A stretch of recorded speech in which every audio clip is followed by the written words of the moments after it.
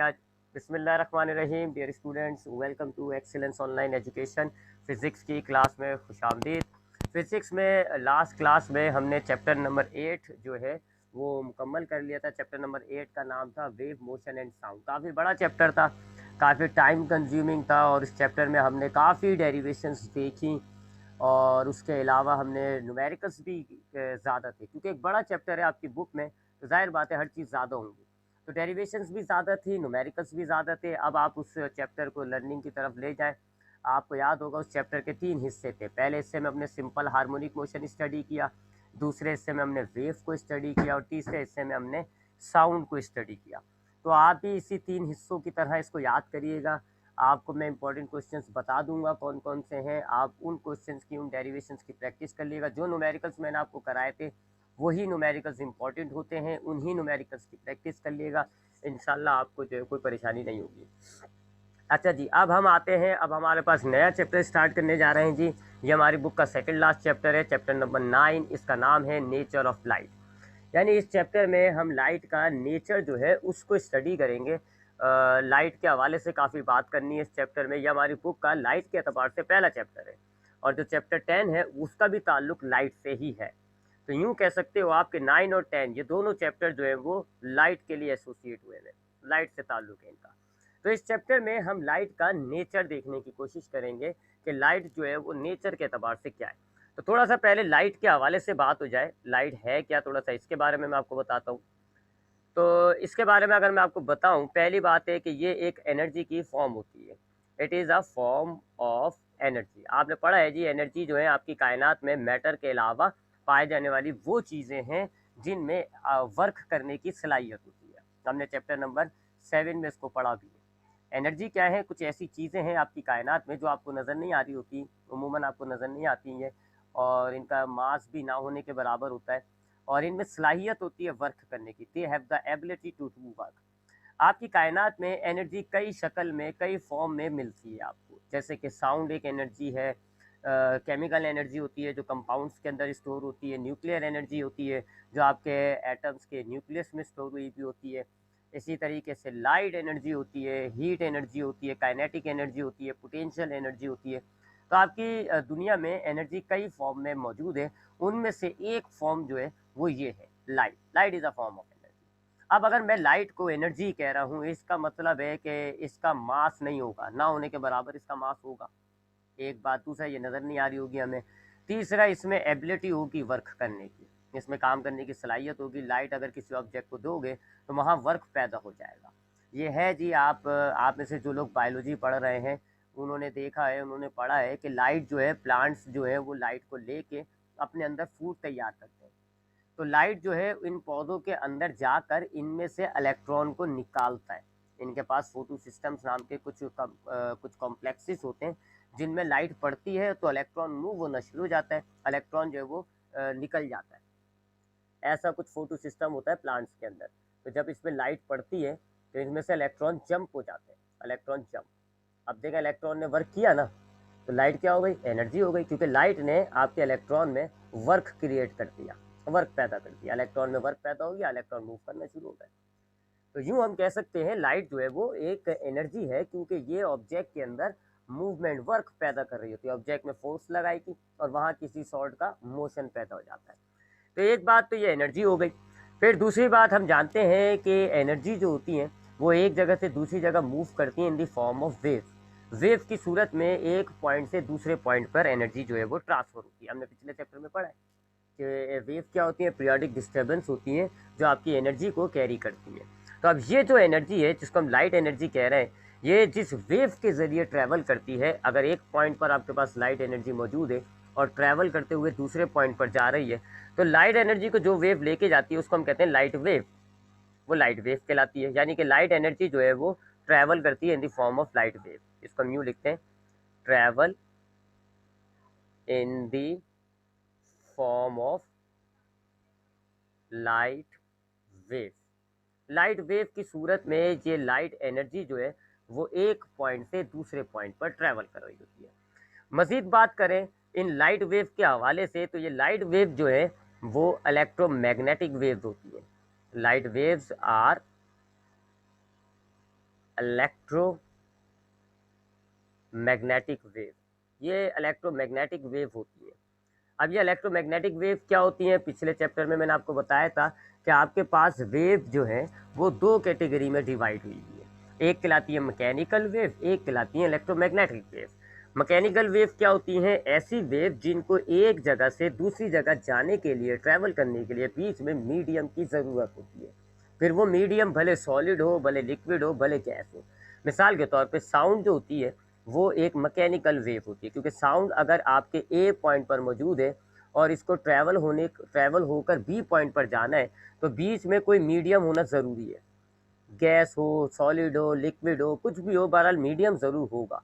अगर मीडियम होगा तो फिर ये साउंड वेव जो है इस मीडियम से क्रॉस करती हुई आपके एक पॉइंट से दूसरे पॉइंट पर चली जाती है। ऐसी वेव को हम कहते हैं मैकेनिकल वेव। जबकि इलेक्ट्रोमैग्नेटिक वेव क्या होती हैं, ऐसी वेव होती हैं जिनको एक जगह से दूसरी जगह जाने के लिए कोई मीडियम की ज़रूरत नहीं होती। मीडियम होगा तब भी ये ट्रैवल कर जाएंगी, मीडियम नहीं होगा तब भी ये ट्रैवल कर जाएंगी। लाइट जो है वो एक इलेक्ट्रोमैग्नेटिक वेव है, यानी कि इसको एक जगह से दूसरी जगह ट्रैवल होने के लिए बीच में मीडियम की ज़रूरत नहीं होती। दैट इज़ वाई कि आपके सूरज में जो लाइट एनर्जी पैदा हो रही है और उसको जो वेव, लाइट वेव लेकर आपकी अर्थ तक आ रही है, तो सूरज और अर्थ के बीच में कोई मीडियम नहीं है, फिर भी लाइट वेव ट्रैवल करके आपकी अर्थ तक आ रही है। क्यों? क्योंकि लाइट वेव जो है वो इलेक्ट्रोमैग्नेटिक वेव होती है। इलेक्ट्रोमैग्नेटिक वेव के बारे में और ज़्यादा डिटेल अगर मैं आपको दूं, तो इलेक्ट्रोमैग्नेटिक वेव ऐसी वेव होती हैं जिनके अंदर दो फील्ड पाई जाती है। एक होती है इलेक्ट्रिक फील्ड जो चार्जेस से रिलेट होती है, इलेक्ट्रिक फील्ड मौजूद होती है जो चार्जेस से रिलेट होती है। एक होती है मैग्नेटिक फील्ड जो कि मैग्नेट से रिलेट होती है। ठीक है, मैग्नेटिक फील्ड। ठीक है, इलेक्ट्रिक फील्ड का ताल्लुक होता है चार्जेस से। कोई भी चार्ज, अभी आप आगे जब सेकेंड ईयर में जाओगे तो वहाँ ये दोनों डिटेल में पढ़ोगे, इलेक्ट्रिसिटी और मैग्नेटिज्म वगैरह, ये पूरी डिटेल में सेकेंड ईयर के अंदर आएगा। इलेक्ट्रिक फील्ड्स क्या होती हैं, जो हमारे पास चार्जेस होते हैं जैसे पॉजिटिव चार्ज, नेगेटिव चार्ज, उनके अराउंड जो एरिया होता है जहाँ पर इनकी फोर्स महसूस की जा सकती है उसको आप इलेक्ट्रिक फील्ड कहते हो। इसी तरीके से अगर आपके पास एक मैग्नेट मौजूद है तो उस मैग्नेट के अराउंड जो एरिया है जहाँ पर मैग्नेट की फोर्स महसूस की जाती है उसको आप मैग्नेटिक फील्ड कहते हो। ठीक है, तो ये जो इलेक्ट्रिक चार्जेस होते हैं इनके अराउंड इलेक्ट्रिक फील्ड पाई जाती है, जो मैग्नेट्स होते हैं उनके अराउंड मैग्नेटिक फील्ड पाई जाती है। फिर आगे जब आप सेकेंड ईयर में जाएंगे तो आपको पता चलेगा कि ये दोनों एक दूसरे से लिंक हुई हुई होती है। लिंक का मतलब क्या है कि अगर कहीं पर इलेक्ट्रिक फील्ड है तो वहाँ मैग्नेटिक फील्ड भी होगी, या मैग्नेटिक फील्ड है तो इलेक्ट्रिक फील्ड भी मौजूद होती है। ठीक है, यानी कि अगर आपके पास एक कंडक्टर है उसमें से करंट गुजर रहा है तो ये इलेक्ट्रिक चार्जेस हो गए, इलेक्ट्रिक फील्ड होगी। यहाँ पर इस करंट के अराउंड, इस वायर के अराउंड मैग्नेटिक फील्ड भी क्रिएट हो जाएगी। तो इलेक्ट्रिक फील्ड की मौजूदगी से क्या क्रिएट हो गई, मैग्नेटिक फील्ड। इसी तरीके से अगर आपके पास एक मैग्नेट है और आप उसको एक कंडक्टर में से गुजारें तो ये मैग्नेटिक फील्ड है, इसकी वजह से आपके कंडक्टर में करंट फ्लो होना शुरू हो जाएगा, यानी इलेक्ट्रिक फील्ड क्रिएट हो गई। ठीक है, ये सब आप आगे सेकंड ईयर के अंदर पूरी डिटेल में पढ़ेंगे, यहाँ मैं सिर्फ इलेक्ट्रोमैग्नेटिक वेव को क्लियर करने के लिए बता रहा हूँ। तो इलेक्ट्रिक फील्ड चार्जों से रिलेट होती है, मैग्नेटिक फील्ड मैग्नेट से रिलेट होती है, ये दोनों एक दूसरे से लिंक है। जहाँ भी इलेक्ट्रिक फील्ड होती है वहाँ मैग्नेटिक फील्ड होगी, जहाँ मैग्नेटिक फील्ड होती है वहाँ इलेक्ट्रिक फील्ड पैदा हो जाती है। अब अगर आपके पास एक चार्ज मौजूद है, सपोज करें आपके पास एक चार्ज मौजूद है, ये एक चार्ज आपके पास मौजूद है, क्यों कह लेते हैं हम इसको। अब इसकी इलेक्ट्रिक फील्ड भी होगी, आप इसको मोशन में ले आए, इसको आप मोशन में ले आए, मोशन में पैदा करते हैं, हिलाए जुलाए इसको, तो अब क्या होगा, इसके अंदर एक इलेक्ट्रिक फील्ड जनरेट हो जाएगी, एक इसकी मैग्नेटिक फील्ड जनरेट हो जाएगी। इलेक्ट्रिक फील्ड क्यों जनरेट होगी, क्योंकि ये चार्ज है, चार्ज के अराउंड इलेक्ट्रिक फील्ड होती है। और मैग्नेटिक फील्ड कैसे जनरेट होगी, जब आप इस चार्ज को मोशन में लाओगे ना, ऊपर नीचे हिलाते जाओगे, तो मोशन की वजह से मैग्नेटिक फील्ड क्रिएट हो जाती है। अब ये दो फील्ड आ जाएंगी इस चार्ज के पास। अब अगर ये इलेक्ट्रिक और मैग्नेटिक फील्ड पीरियोडिकली वेरिएट करें, यानी एक ख़ास टाइम के हिसाब से इनमें कम भारी हो, जैसे इलेक्ट्रिक फील्ड जो है ये राइज हुई, आहिस्ता आहिस्ता कम हुई, फिर ये दूसरी तरफ राइज हुई, आहिस्ता आहिस्ता कम हुई, ऐसे इलेक्ट्रिक फील्ड हो जाएगी। इसी तरह मैग्नेटिक फील्ड को भी आप क्रिएट करें इस तरह, जो मैग्नेटिक फील्ड क्रिएट हुई है उसमें पीरियोडिक राइज एंड फॉल आए, यानी एकदम मैग्नेटिक फील्ड कम हो जाए, फिर आहिस्ता आहिस्ता बढ़े, फिर वापस कम हो जाए, फिर वापस बने, वेव्स की फॉर्म में आ जाएंगे। ठीक है, तो यहाँ पर फिर अब इलेक्ट्रोमैग्नेटिक वेव जनरेट हो जाती है। तो अगर आपके पास एक चार्ज है, it has an electric field, आप उसको मोशन में लाओगे तो उसके अंदर मैग्नेटिक फील्ड क्रिएट हो जाएगी। अब उस चार्ज के साथ दो फील्ड है, इलेक्ट्रिक और मैग्नेटिक। अब अगर आप इस इलेक्ट्रिक और मैग्नेटिक फील्ड को पीरियोडिक राइज एंड फॉल करते हैं, यानी इस इलेक्ट्रिक और मैग्नेटिक फील्ड में थोड़ा सा खास टाइम के हिसाब से इजाफा करें फिर कम करें, वेव की फॉर्म में ले आए, तो अब जो आपकी जो एनर्जी होगी वो इलेक्ट्रोमैग्नेटिक वेव की सूरत में आगे ट्रैवल कर रही है। अगर हम इसका ग्राफिकल स्केच बनाते हैं इलेक्ट्रोमैग्नेटिक वेव का, तो हम कैसे बनाते हैं जी? सपोज करें ये आपके पास वेव की डायरेक्शन है, ये वेव की डायरेक्शन है, हम लिख लेते हैं ये क्या है, डायरेक्शन ऑफ वेव, ये है डायरेक्शन ऑफ वेव। ठीक है, वेव आपकी यानी ऐसे ट्रेवल कर रही है from A point to B point. ठीक है, अब अगर मैं इसको इलेक्ट्रोमैग्नेटिक वेव कह रहा हूँ, तो इसकी इलेक्ट्रिक फील्ड कैसी होती है? ऐसे होती है, वाई एक्सिस पे। ये इसकी इलेक्ट्रिक फील्ड होगी वाई एक्सिस पे, ऐसे इसकी इलेक्ट्रिक फील्ड होती है, किस पे होती है? वाई एक्सिस पे। ठीक है, बना लेते हैं। चले मैं इसको अगर 3 डायमेंशनल बनाऊँ ना, तो उसके मेरे पास है ना 3 डायमेंशनल, ये इस पे बनाता हूँ। ठीक है, तो ये 3 डायमेंशनल है जी। ये आपके पास होता है एक्स एक्सिस, ये आपके पास होता है वाई एक्सिस, और ये जो डॉटेड लाइन है ये आपके पास तीसरा डायमेंशन होता है जेड एक्सिस। अब हम यहाँ पर इलेक्ट्रोमैग्नेटिक वेव को बना के देखते हैं। तो इलेक्ट्रोमैग्नेटिक वेव की डायरेक्शन हो गई एक्स एक्सिस के अंदर, यानी आपके इलेक्ट्रोमैग्नेटिक वेव जो है वो ऐसे ट्रेवल कर रही है, ऐसे। ये तो एक्स एक्सिस पे तो इलेक्ट्रोमैग्नेटिक वेव की डायरेक्शन हो गई। फिर वाई एक्सिस पे आपको क्या मिलेगा? उसकी इलेक्ट्रिक फील्ड। ये उसकी इलेक्ट्रिक फील्ड होगी, कहाँ पर होती है? वाई एक्सिस पे। ठीक है, मैं इसको कलर कर देता हूँ, ये इसकी इलेक्ट्रिक फील्ड हो गई। कौन सी डायमेंशन में होती है? वाई एक्सिस पे उसकी जो है वो इलेक्ट्रिक फील्ड होती है, जबकि जेड एक्सिस पर उसकी मैग्नेटिक फील्ड होगी, ये उसकी मैग्नेटिक फील्ड होगी, जेड एक्सिस पे होती है। यानी 3 डायमेंशन, 3 चीजें। एक्स एक्सिस पे क्या है? वेव की डायरेक्शन। वाई एक्सिस पे क्या है? वेव की इलेक्ट्रिक फील्ड। जेड एक्सिस पे क्या है? वेव की मैग्नेटिक फील्ड। तो यूं आप कह सकते हो कि तीनों के दरमियान, इलेक्ट्रिक फील्ड, मैग्नेटिक फील्ड और वेव की डायरेक्शन, तीनों के दरमियान 90 का एंगल होता है। ऐसे तैयार हो रही होती है एक इलेक्ट्रोमैग्नेटिक वेव। ठीक है, तो ये कॉम्प्लिकेटेड टॉपिक है, ये सेकंड ईयर में आप जरा डिटेल में पढ़ोगे, यहाँ चूंकि आ गया है तो मैं थोड़ा सा जिक्र कर गया।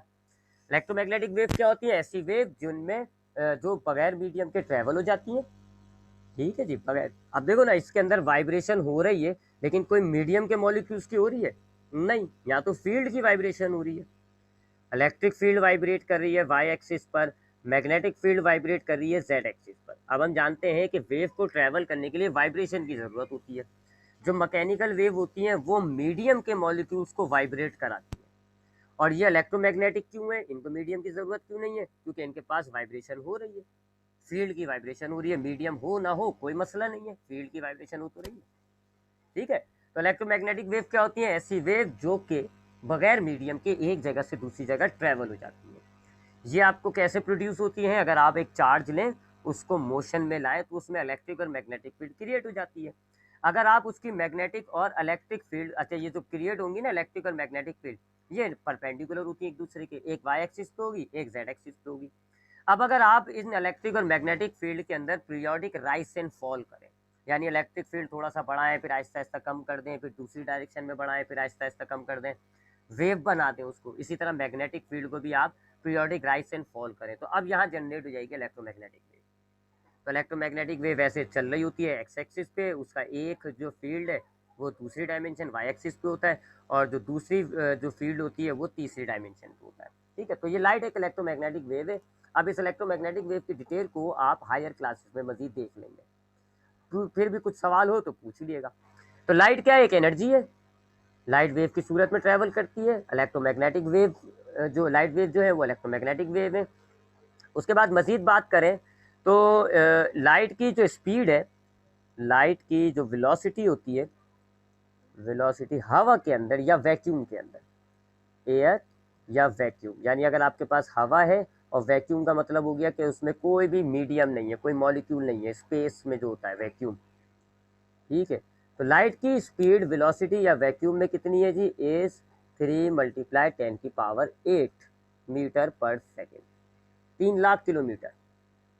ठीक है, 3 लाख किलोमीटर, और मीटर में लिखोगे तो 3 × 10⁸ मीटर पर सेकेंड। ये कायनात में सबसे हाईएस्ट वेलोसिटी है, यानी कायनात में कोई भी ऑब्जेक्ट इससे ज़्यादा वेलोसिटी नहीं रखता। कायनात में अगर आपसे पूछा जाए सवाल कि बताओ जी यूनिवर्स के अंदर सबसे ज़्यादा रफ्तार किस चीज़ की, तो आप कहोगे लाइट की। लाइट की रफ्तार दुनिया में सबसे ज़्यादा होती है 3 लाख किलोमीटर पर सेकंड। आइंस्टाइन की थ्योरी के मुताबिक, जिसको हम कहते हैं special theory of special relativity, उस थ्योरी के मुताबिक लाइट की रफ्तार मैक्सिमम है, लिमिट है। कायनात में रोशनी से ज़्यादा रफ्तार नामुमकिन है। रोशनी से ज़्यादा रफ्तार आप हासिल भी नहीं कर सकते। कोई भी ऑब्जेक्ट रोशनी से ज़्यादा मिक़दार, रोशनी से ज़्यादा वेलोसिटी हासिल नहीं कर सकता। लिहाजा इसको हम कह सकते हैं कि ये वेलोसिटी की लिमिट होती है। तो आइंस्टाइन की इक्वेशन के मुताबिक, आइंस्टाइन की थ्योरी के मुताबिक, ऑब्जेक्ट जो है वो लाइट की रफ्तार हासिल कर सकता है, चलो क्योंकि लाइट ने तो की भी है 3 × 10⁸, लेकिन इससे ज़्यादा रफ्तार आप नहीं हासिल कर सकते। तो ये वेलोसिटी की अपर लिमिट होती है। इससे ज़्यादा लिमिट, इससे ज़्यादा वेलोसिटी कोई भी ऑब्जेक्ट गेन नहीं कर सकता। ये रफ्तार कितनी है कि आप इससे अंदाजा लगा लो कि अर्थ और सूरज के दरमियान आपकी लाइट 8 मिनट के अंदर ट्रेवल हो जाती है। इतनी स्पीड है ये। सूरज और अर्थ का जो डिस्टेंस है वो काफ़ी बड़ा है, लेकिन ये लाइट की रफ्तार इतनी बड़ी है कि इतना लंबा डिस्टेंस सिर्फ 8 मिनट के अंदर तय कर लेती है। ये इतनी रफ्तार है। ये इतनी रफ्तार है कि अगर आप इस रफ्तार से, इस वेलोसिटी से 3 लाख किलोमीटर पर सेकंड की रफ्तार से अगर आप अर्थ पर चलना शुरू करें तो 1 सेकंड में आप अर्थ के 7 चक्कर लगा लोगे। 1 सेकंड के अंदर आप अर्थ को 7 दफ़ा उसके चक्कर लगा लोगे। ये इतनी खतरनाक रफ्तार है। तो लाइट की रफ्तार कायनात में सबसे हाईएस्ट होती है। ठीक है, ये इसकी बात ज़रा नोट कर लिएगा। और उसके अलावा इसकी जो वेलोसिटी है, अगर आप डेंसर मीडियम पे लेके जाते हैं लाइट को, तो लाइट की वेलोसिटी कम हो जाती है। Light velocity in denser medium. Denser का मतलब हो जाता है भारी मीडियम। भारी का मतलब हो गया जैसे कि लिक्विड और गैस, सॉरी लिक्विड और सॉलिड। एयर जो है वो हल्का होता है, वैक्यूम तो उससे भी हल्का है क्योंकि उसमें तो मॉलिक्यूल ही नहीं है। एयर के अंदर कम मॉलिक्यूल होते हैं तो हल्का, लिक्विड में थोड़े ज़्यादा मॉलिक्यूल होते हैं तो वो डेंसर है, और सॉलिड में तो और ज़्यादा मॉलिक्यूल होते हैं तो वो और ज़्यादा डेंसर है। तो लाइट की स्पीड जो है डेंसर मीडियम में, यानी कि सॉलिड और लिक्विड के अंदर जो है वो डिक्रीज हो जाती है, कम होती है। ठीक है, इतनी नहीं होती, 3 × 10⁸ कम हो जाती है। ठीक है जी, थोड़ी सी कम हो जाती है। तो ये लाइट का और कुछ बात बताने लायक है, मैं अगर कुछ जहन में आएगी तो मैं बताते जाऊंगा, वैसे तो अभी तो फिलहाल मेरे जहन में कुछ नहीं आ रही।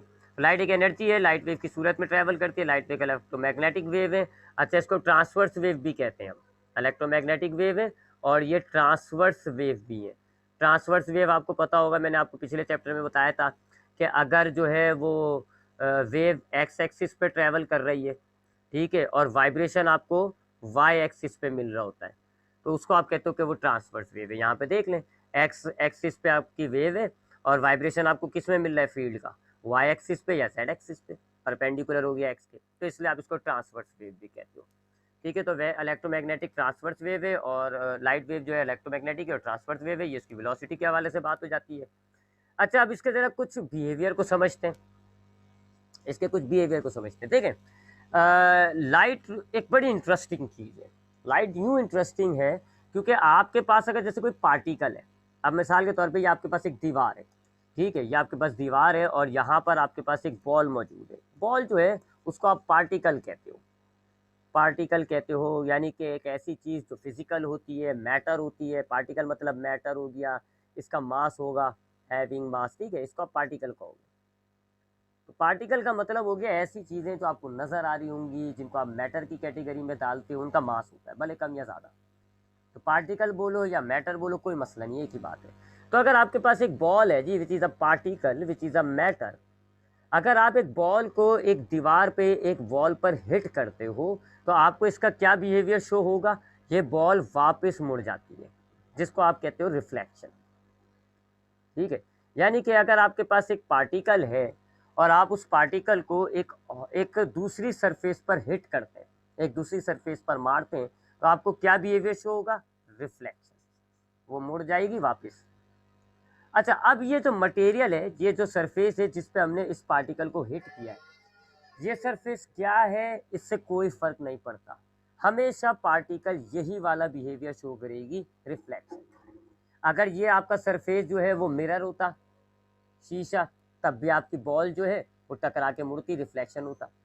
अगर ये आपके पास जो है वो वुड होती, लकड़ी होता, या वॉल होती, या प्लास्टिक होता, ठीक है, या कलरफुल प्लास्टिक होता, कुछ भी हो, ट्रांसपेरेंट ऑब्जेक्ट हो, कुछ भी हो, the particle will always reflect.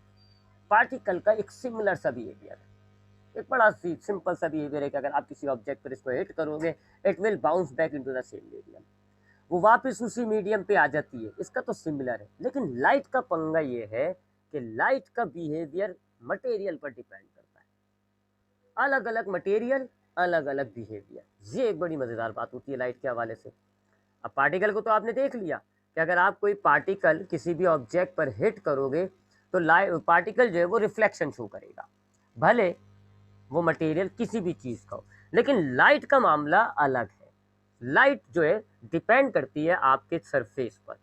मिसाल के तौर पे अगर मेरे पास ये सरफेस है जी, और ये सरफेस कुछ इस तरह बनी हुई है कि इसका एक साइड जो है वो कोट किया हुआ है, कोटेड है। कोटेड का मतलब आपको पता होगा, मिरर आपने देखा है जिसपे हम अपनी शक्लें देखते हैं, कंघा करते हैं, अपने आप को तैयार करते हैं।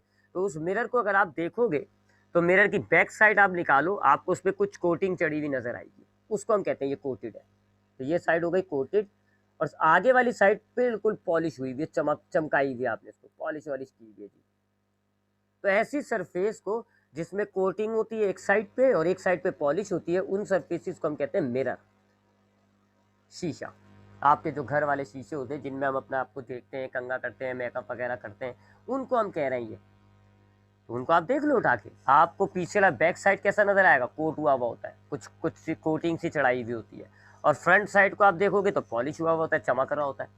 ठीक है, ये उसको आप कहते हो मिरर। अच्छा, अब जब लाइट जो है एक मिरर से टकराती है, जब लाइट एक मिरर से टकराएगी तो इसका क्या बिहेवियर शो होता है, ये वापस बॉल की तरह मुड़ जाती है। ठीक है, जैसी टकराएगी जिस मीडियम में थी यानी एयर में थी, वापस एंटर उसी मीडियम में मुड़ गई, बॉल की तरह का बिहेवियर शो हुआ है। इस बिहेवियर को आप कहते हो रिफ्लेक्शन।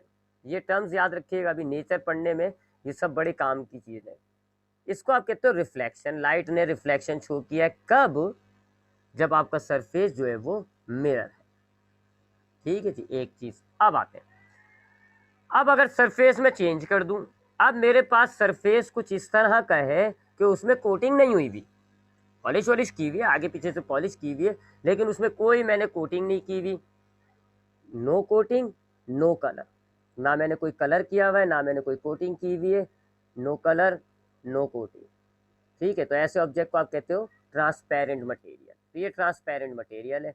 जैसे कि पानी हो गया, आपकी खिड़कियों के जो शीशे होते हैं, आपके चश्मों के जो ग्लासेस होते हैं, उनको आप कह रहे होते हैं कि वो ट्रांसपेरेंट मटेरियल होते हैं। खास बात क्या होती है, उनके ना तो किसी साइड पे कोटिंग हुई भी होती है, ना हमने किसी साइड पे कलर किया हुआ होता है। ऐसी सरफेसेस को हम कहते हैं ट्रांसपेरेंट। अच्छा, अब जब लाइट ट्रांसपेरेंट सरफेस से टकराएगी ना, तो लाइट एंटर हो जाएगी, वापस रिफ्लेक्शन शो नहीं करेगी, ये वाला बिहेवियर नहीं होगा। अब लाइट का बिहेवियर चेंज हो गया, किसकी वजह से, मटेरियल की वजह से। मटेरियल की वजह से अब लाइट का जो है ना बिहेवियर चेंज हो गया। लाइट क्या होगा, लाइट एंटर हो जाती है इसके अंदर, उसकी डायरेक्शन थोड़ी सी चेंज होगी और वो एंटर हो जाएगी। मैंने खैर कुछ ज़्यादा ही डायरेक्शन चेंज कर दी। ठीक है, हल्की सी डायरेक्शन चेंज हो जाती है, चलें समझ गए होंगे आप डायरेक्शन चेंज। इस बिहेवियर को हम कहते हैं रिफ्रैक्शन। ठीक है, एक रिफ्लेक्शन हो गया, एक रिफ्रैक्शन हो गया, दो बिहेवियर हो गए। देख लो आप, लाइट अगर एक मिरर से टकराती है तो मुड़ जाती है, लाइट अगर एक ट्रांसपेरेंट ऑब्जेक्ट से टकराती है तो एंटर हो जाती है। अब आते हैं लाइट अगर एक कलर ऑब्जेक्ट से टकराए, लाइट अगर एक कलर ऑब्जेक्ट से टकराए, मिसाल के तौर पे ये आपके पास एक बॉक्स है जी, और इस पे हमारे पास सपोज करें जी कलर हुआ हुआ है लाल, ये लाल कलर हुआ हुआ है, मैंने खैर करा भी लाल ही है, VIP लाल। ठीक है, लाल कलर हुआ हुआ है। ठीक है, अब ये कलर ऑब्जेक्ट है, ये कोटेड नहीं है, ये ट्रांसपेरेंट नहीं है, इसको हम कहते हैं कलर ऑब्जेक्ट है, ये कलर ऑब्जेक्ट। ठीक है जी। अब लाइट अगर कलर ऑब्जेक्ट से टकराती है, अब क्या मामला होता है, आपने पढ़ा होगा मैट्रिक क्लास में कि लाइट, आपकी जो लाइट होती है ना, वाइट लाइट, सनलाइट, ये जो आपके घरों में जो रोशनी है, it is made up of 7 different light. ये पढ़ा होगा आपने कि आपकी ये जो सूरज की रोशनी होती है, ये जो बल्ब की रोशनी होती है, ये 7 अलग अलग लाइटों से मिलके बनी हुई होती है। कौन कौन सी लाइट होती है, violet, indigo, blue, green, yellow, orange, red, ये 7 अलग अलग लाइटों से मिलके आपकी वाइट लाइट बनी हुई होती है। ये बात जरा ध्यान में रखिएगा। अब ये आपकी जब लाइट टकराती है ना, तो वही 7 लाइटें टकरा रही हैं। ये वाइट लाइट लिख दिया मैंने इसको, ये 7 लाइटें इससे टकराई हैं। वाइट लाइट का मतलब हो गया 7 लाइटें टकराई हैं। अब कलर ऑब्जेक्ट के साथ इसका बिहेवियर देखिएगा क्या होगा। ये 7 में से ये आपका ये जो ऑब्जेक्ट है, ये 6 लाइटों को, 6 कलर्स की लाइटों को एब्जॉर्ब कर लेगा। 6 कलर्स की लाइटों को एब्जॉर्ब कर लेगा। सिर्फ एक रेड को छोड़ देगा। लाल कलर हुआ है ना, लाल को छोड़ देगा। और लाल वाली लाइट जो है वो रिफ्लेक्ट हो जाएगी। कौन सी वाली लाइट रिफ्लेक्ट हो रही है? Only red. ठीक है, तो जब आपकी व्हाइट लाइट इस लाल ऑब्जेक्ट से टकराती है, सपोज करो ये लाल कलर का सेब है, तो जब व्हाइट लाइट टकराएगी तो violet, indigo, blue, green, yellow, orange, ये 6 लाइटें आपका ये सेब एब्जॉर्ब कर लेगा। खाली एक लाइट को नहीं कर पाएगा, रेड। रेड इसमें से टकराकर रिफ्लेक्टेड हो जाएगी, रिफ्लेक्शन हो जाएगी।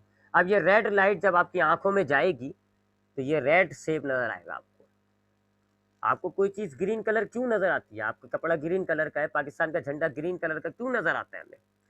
क्योंकि वो पाकिस्तान का झंडा 7 में से 6 लाइटों को एब्जॉर्ब कर लेता है, सिर्फ ग्रीन को नहीं कर पाता। ग्रीन मुड़ जाती है और जब हमारी आंखों में वो ग्रीन जाती है तो हमारी आंखों को झंडे का कलर ग्रीन नजर आता है। ये देखो ना, डिफरेंट फिनोमेना हो गया। कहीं पर लाइट मुकम्मल तौर पर, यहाँ पर जो रिफ्लेक्शन हुआ था ना मिरर वाला, इसमें ये सातों की सातों लाइटें मुड़ गई थी, रिफ्लेक्शन। इसमें क्या हुआ था? लाइट एब्जॉर्ब हो गई थी, यानी एब्जॉर्ब करना, सॉरी, लाइट एंटर हो गई थी, इसको आप कहते हो रिफ्रैक्शन। और इधर क्या हो रहा है? लाइट एब्जॉर्ब हो रही है, इसको आप कहते हो एब्जॉर्प्शन। ये तीसरा फिनोमेना हो गया, एब्जॉर्प्शन हो रही है। डिपेंड करता है आपके पास ऑब्जेक्ट का कलर क्या है। और कुछ ऐसे जैसे डिफरेंट कलर होते हैं ना, 7 कलर के अलावा जैसे कुछ कलर होते हैं जैसे ब्राउन वगैरह, तो वो एक से ज़्यादा लाइटों को छोड़ देते हैं। 5 लाइटें एब्जॉर्ब कर लेंगे, 4 लाइटें एब्जॉर्ब कर लेंगे, 2-3 लाइटें रह जाएंगी। तो अब वो 2-3 लाइटें जब मिलकर हमारी आंखों पर फोकस होती हैं तो ज़रा डिफरेंट कलर आ जाता है, ब्राउन, पर्पल वगैरह इस तरह का। तो ये फिनोमेना कहलाता है एब्जॉर्प्शन के। कुछ लाइट की जो वेव लेंथ है वो एब्जॉर्ब हो गई ऑब्जेक्ट के अंदर, कुछ रिफ्लेक्ट हो गई, कुछ एब्जॉर्ब हो गई। ये एक अलग डिफरेंट बिहेवियर हो रहा है। गड़बड़ आ रही है जी, बड़ा मजेदार। अब इसी तरीके से एक और फिनोमेना पढ़ा दूंगा मैं आपको, photo electric effect. Photo electric effect क्या होता है? हमारे पास कुछ मटेरियल्स होते हैं। पहली बात है, ये इफेक्ट जो होता है फोटो इलेक्ट्रिक इफेक्ट सब में नहीं होगा, हर ऑब्जेक्ट हर मटेरियल में नहीं होता। अबे भाई क्या हो गया? हाँ, फोटो इलेक्ट्रिक इफेक्ट हर मटेरियल में नहीं होता। जाहिर बात है, जाहिर बात है, आपके ऊपर मैं क्या पढ़ा रहा हूँ कब से, कि ये आपका रिफ्लेक्शन हर मटेरियल में थोड़ी हो रहा है, मिरर में हो रहा है। ये आपका हर मटेरियल में थोड़ी हो रहा है रिफ्लेक्शन, ट्रांसपेरेंट ऑब्जेक्ट में हो रहा है। इसी तरीके से जो फोटो इलेक्ट्रिक इफेक्ट है, ये भी कुछ खास मटेरियल्स होते हैं जिनको आप मिसाल कॉमन लैंग्वेज में ना सोलर पैनल कहते हो। सुना होगा ये वर्ड, सोलर पैनल। बड़ा चल रहे हैं जी। ये लाइट से बिजली बना रहे होते हैं। लाइट से क्या बना रहे होते हैं? बिजली। घरों में लगा देते हैं, छतों पे लगा देते हैं, सूरज की रोशनी ये लेते हैं और जो है बैटरी के अंदर बिजली बना बना के स्टोर कर रहे होते हैं। उनको, उनका बता रहा हूँ मैं, उनका मैकेनिज्म सोलर पैनल्स कहलाते हैं। ये होते क्या है? असल में सिलिकॉन की थिन फिल्म्स होती हैं। सिलिकॉन एक मटेरियल होता है, मट्टी में, शीशों में पाया जाता है। उसकी बड़ी पतली पतली सी फिल्म्स होती हैं और इन सिलिकॉन्स के साथ बोरॉन वगैरह ऐड किया हुआ होता है। तो उसका फिर इस कंपाउंड का ना, सिलिकॉन प्लस बोरॉन, इस कंपाउंड का एक पतला सा जो है ना फिल्म तैयार की जाती है, उसको आप सोलर पैनल कहते हो। ठीक है, ये इस मटेरियल के साथ होगा, शीशे वीशे के साथ नहीं होगा ये बिहेवियर, फोटो इलेक्ट्रिक इफेक्ट। ये खाली इन्हीं के साथ होता है जिनको आप सोलर पैनल कहते हो। अब इसमें क्या होता है? लाइट आपकी सोलर पैनल से टकराएगी ना, जब लाइट जब इसमें से टकराएगी तो आपके सोलर पैनल में से एक इलेक्ट्रॉन निकलवा देगी, एक इलेक्ट्रॉन निकल जाएगा, इजेक्टेड। लाइट मजीद टकराएगी, एक और इलेक्ट्रॉन बाहर।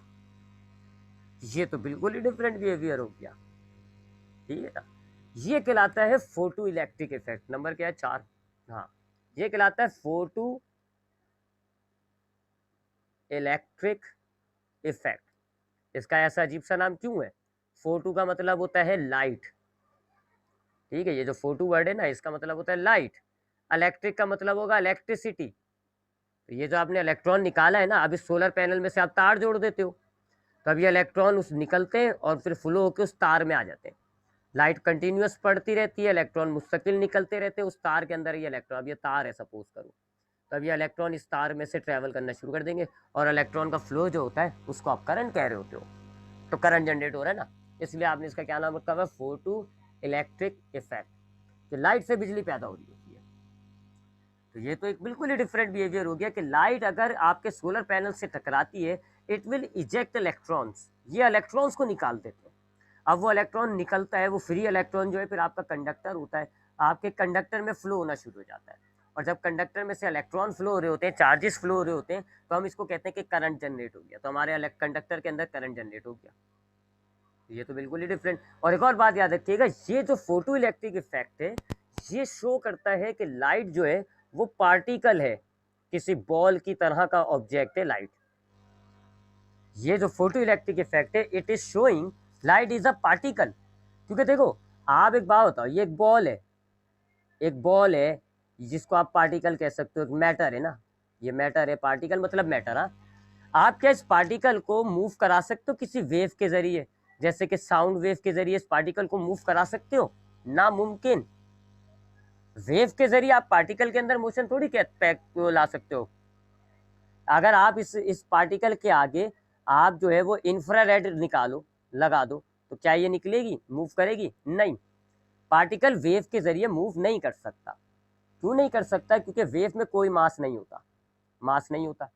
और मोमेंटम का फॉर्मूला आपको पता है जी, mass multiply by velocity. Kinetic energy का फॉर्मूला आपको पता है जी, 1/2 mv²। मोशन के अंदर यही दो चीज़ें आती हैं, काइनेटिक एनर्जी और मोमेंटम। अब मास नहीं है तो इसका मतलब है मोमेंटम भी नहीं होगा, काइनेटिक एनर्जी भी नहीं होगी।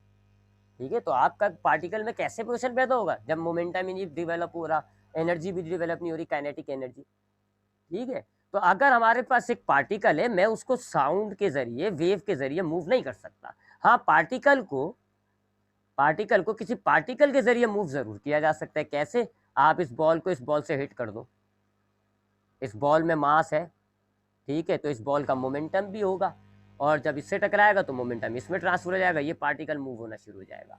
इसकी मिसाल है, जैसे कि आपके पास, आपने स्नूकर देखा होगा, आप स्नूकर में बहुत सारी रेड बॉल्स होती हैं, वाइट बॉल होती है। आप रेड बॉल को कैसे मूव करते हो? शोर मचा के, आवाज़ पैदा करके? नहीं, आप रेड बॉल को एक वाइट बॉल से हिट करते हो तो जाके रेड बॉल मूव करती है। Particle is move by particle, not wave. अब यहाँ ये इलेक्ट्रॉन क्या है? It is a particle. ये तो मैटर है, मैटर का पार्ट होता है इलेक्ट्रॉन, इसको तो मास होता है, ये पार्टिकल है। तो अब अगर लाइट ने इस इलेक्ट्रॉन को बाहर निकाला है, इसका मतलब है लाइट क्या है? पार्टिकल हो गई, बॉल की तरह का कुछ पार्टिकल हो गया, क्योंकि पार्टिकल से पार्टिकल टकराया और वो मूव करा। लाइट एंड इस इफेक्ट की वजह से मैं ये नहीं कह सकता लाइट वेव है, क्योंकि लाइट वेव है अगर, तो फिर ये इलेक्ट्रॉन कैसे बाहर आया? बात समझ में आई? तो ये जो इफेक्ट है ना, ये जो हमने पढ़ा है अभी, फोटो इलेक्ट्रिक इफेक्ट, ये इस बात की गवाही दे रहा है कि आपकी जो लाइट है वो पार्टिकल्स से बनी हुई है, वेव से नहीं बनी हुई। हालांकि अब मैंने ऊपर आपको क्या कहा है, यहाँ देखो मैंने क्या कहा है, light is an electromagnetic wave. अरे वाह, नहीं फंस गया। अब ये मैं आपको जवाब दूंगा इन बातों का। मैं ऊपर लिखता हूँ लाइट वेव है, और मैं नीचे जो है लाइट का वो इफेक्ट बता रहा हूँ जो साबित कर रही है कि लाइट क्या है? एक पार्टिकल है। ठीक है, अब ये तजाद क्या है ये मैं आपको एक्सप्लेन करूंगा। तो बहरहाल इसको आप कहते हो फोटो इलेक्ट्रिक इफेक्ट। ठीक है, अब हमारे पास आज के लिए बस इतना ही काफ़ी, क्योंकि 1 मिनट से कम रह गया, मुझे टाइम ही नहीं देखा।